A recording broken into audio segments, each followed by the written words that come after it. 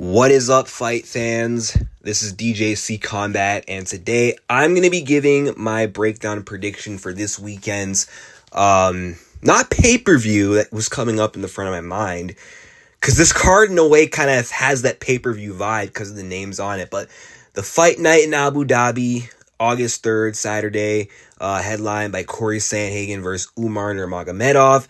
It's kind of a stacked card. It was supposed to have Nick Diaz on it, but then Nick had travel issues. So I think they should put that fight on the Sphere, but the UFC, Dana is as dumb as a box of rocks. So of course he's not going to do that. He's not going to make that decision. But anyway, on to this card itself. So, we also got Shara Magomedov to replace Nick as the co-main against Oleksiejczuk, and then Vera versus Figuieredo also should be on the Sphere card, but whatever. I think Chito and Figgy is a better co-main, more co-main worthy. El Kukui is back, taking on Chiesa. Dern taking on Loopy Godinez. And then Joel Alvarez versus Elvis Brener. So I'm going to start with that one. I haven't really put too much thought into this fight, but I'm going to go with Joel Alvarez. I just think he has more experience. I think his striking is all around better. And I think he has enough power to hurt Brener on the feet. And I could see him clipping Brener. I could see him getting a knockout. It's going to be a very vague prediction because I'm going to be honest, I didn't do enough tape study on this fight. I've seen some of Brener's fights, but I'm going to go with Joel Alvarez. That's going to be my pick. And then Mackenzie Dern versus Lupita Godinez.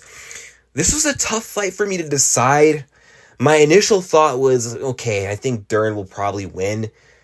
But every time I rely on Dern, she's so frustrating to predict or to pick. Because whenever I have faith in her, she lets me down. And when I doubt her, she proves me wrong. I haven't consistently picked against her since 2020, 2021. Then when I started picking her to win almost every fight since, she went win-lose. So I'm just going to go with Lupita Godinez, and then Dern's probably going to win. But I just think Lupita Godinez has the better striking. She's got good takedown defense. Now, of course, if it hits the mat, Dern could submit her. But the problem is, Dern, there are certain fighters where she's not able to finish them on the ground. She had so much control time on the ground against Amanda Lemos, who has atrocious takedown defense. Good ground game, but couldn't finish her on the ground. Should have been able to, couldn't. Couldn't finish Angela Hill, who's very vulnerable on the ground. Even after rocking her, she wasn't able to submit her. So I don't know. I think Lupita Godinez, in terms of grappling, should be fine in this fight. Obviously, she's not going to want to engage on the ground. And Lupita, she's a little bit different from Dern's last two opponents, Jessica Andrade and Lemos, in terms of power. That's something that, Godinez is lacking in. So Dern could probably afford to fight reckless in this fight and impose or try to implement a lot of pressure and wild striking that, she couldn't get away with against Jessica and Lemos. But even still, I think that Lupita Godinez can find her counter shots and outbox Mackenzie Dern. Now, this could be where Dern turns things around and snaps the L streak, but I'm just going to go with Lupita Godinez. Now, on to the easiest fight to predict on this card. Next is the co-main, which I'm going to get into after this. So El Kukui is showing up to take another loss and break all our hearts again and extend his L streak to, I'm losing count, but I think 9 in a row now. He's just not gonna beat Michael Chiesa. These two were supposed to actually fight in 2016. Chiesa pulled out. And when they were supposed to fight, that's when Tony had aura. That's when he was in his prime. That's when his athleticism was at its peak.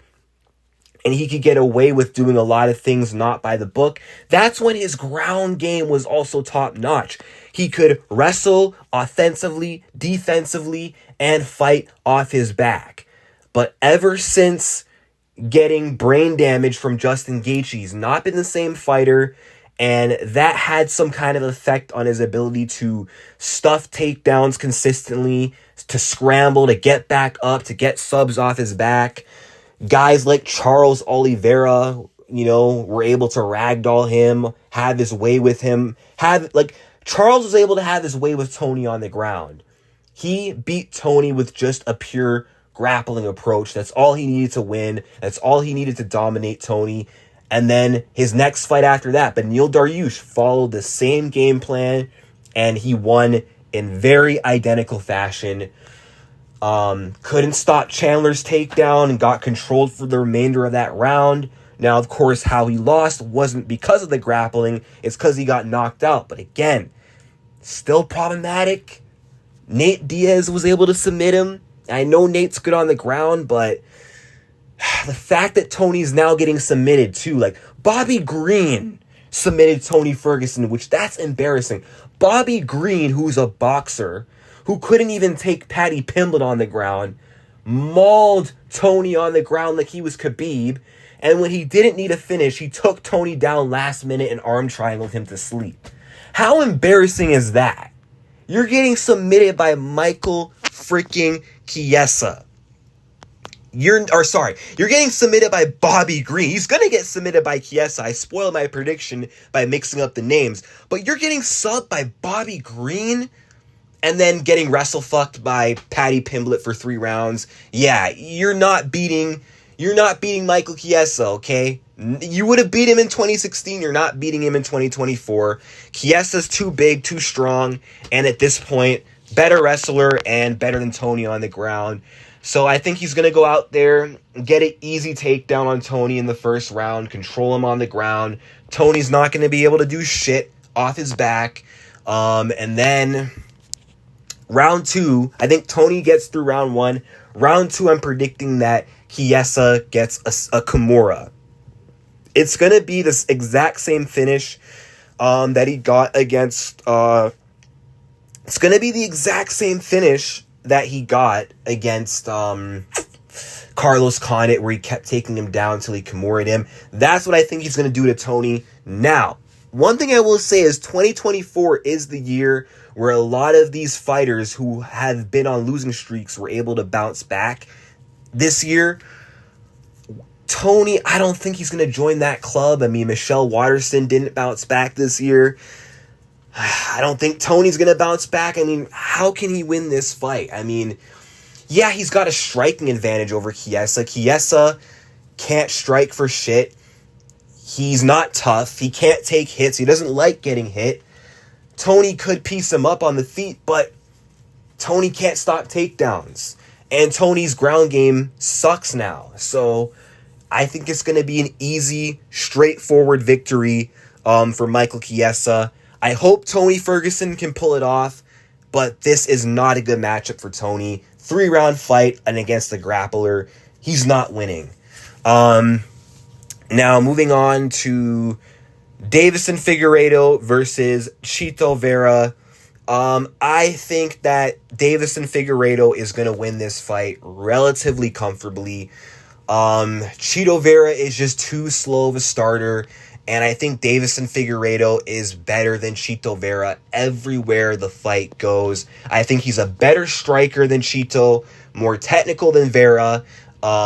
He's got better pressure than Chito Vera, and he hits harder than Chito Vera. And he's got better grappling than Chito, and he can win this fight any which way he wants. I think he can piece up Vera on the feet. It's not that hard to do if you're a really good striker. But he can also take down Vera.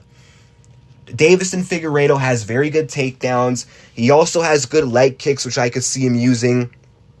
He also has good body shots as well, which the body, that is an open target on Chito, which not many people target. Chito keeps a high guard. I think the midsection is going to be right there for the taking if Figgy does so choose to use body shots. I think this fight's going to be very similar to the Jose Aldo fight for Chito Vera.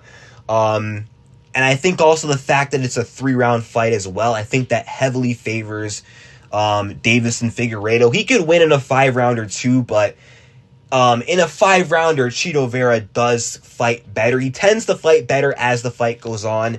Figgy, historically speaking, does tend to kind of slow down in the late rounds, and that's where, dangerously, Chito could have a chance. But in a 3-rounder, I just think Deivison is going to start fast. Chito's going to start slow, and he's just going to get pressured. He's going to get bullied. He's going to get outstruck. He's going to get out-grappled, and I think he's going to lose a clear decision. 30-27, I think Deivison's actually going to win every single round. Maybe Vera could win the last round, but I think in the last round, Deivison's going to do exactly what Aldo did. He's not going to give Chito a chance. He's going to take him down, and he's probably going to back. He's not back. He's going to backpack him. That's what I was meaning to say. And probably even get a 10-8 round from control time in that 3rd round.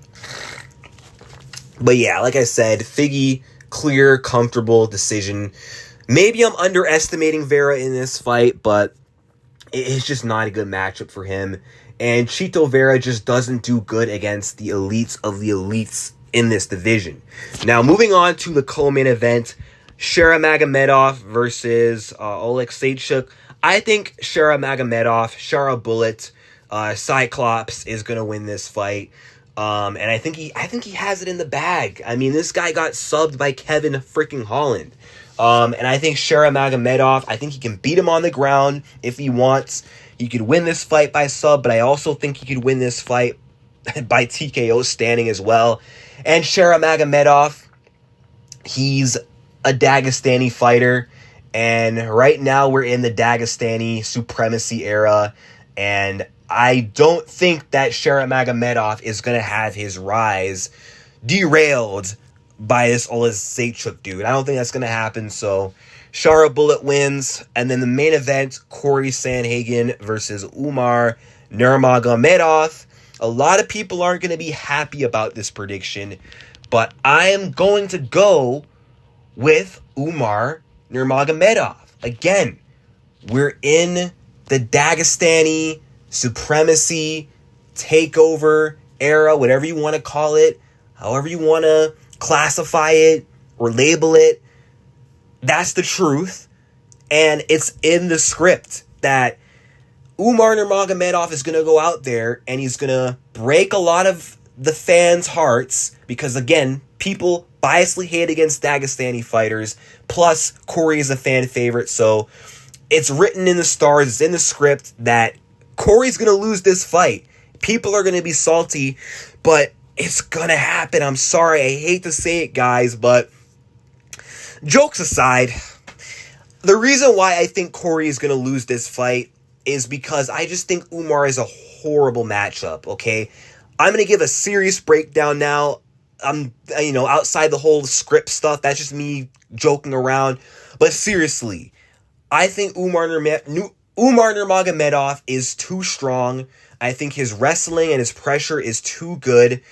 And he just has too many different ways he could win this fight. Whereas Cory Sandhagen, unlike the last fight, he's very limited in options in what he can do in this fight. In this matchup, he has to focus on takedown defense and striking in this fight. Whereas against Chito Vera or Rob Font, or even Song Yadong, he could focus on, striking and mixing in takedowns, which makes him very effective. But when you take away Cory's ability to mix it up and he has to only focus on striking in one thing, I feel like he's a lot less effective when he only has to strike. Not because his striking isn't phenomenal, but he's very vulnerable when you go out there and you put pressure on him. That's what I will say. He's not good with dealing with pressure. And his takedown defense, it's not very good either. He's easy to control against the cage. TJ Dillashaw, an old TJ, on one leg was able to out-wrestle him, hold him against the fence, and Cory Sandhagen is always giving up his back against the cage, and that's not going to be good against someone like Umar Nurmagomedov. I just think Cory's going to get bullied in this fight. I don't think that he has enough power to get Umar's respect or to keep Umar off of him. He's got the footwork, he's got the flash, but I just don't think that he can go out there and shut down Umar's grappling and pressure and impose his superior technical striking. I just don't see that happening in this fight. I think this fight's going to be kind of similar to the Aljamain Sterling fight in how he was getting bullied when he got pressured instantly against the cage and immediately taken down, immediately got his back taken. I think that happens in this fight too, except I don't think that Cory gets finished. I'm going to say Umar Nurmagomedov is going to win by decision from pressure, constant takedowns, and lots of back control as well. I think Cory's going to survive, but I just don't think that he's going to be able to give his best performance, or I don't think he's going to have it in him to find a finish against Umar. And I don't think he can completely shut down Umar Nurmagomedov's style, but we'll see. I mean, I don't doubt Cory Sandhagen, but yeah, honestly, I just see Umar Nurmagomedov as a superior fighter, and I think he's going to win this fight and earn himself a title shot at the winner of Merab Dvalishvili versus Sugar Sean O'Malley. But that's it for my breakdown and prediction for this UFC Fight Night Abu Dhabi card. Let me know your picks in the comment section down below. Like and subscribe, and peace.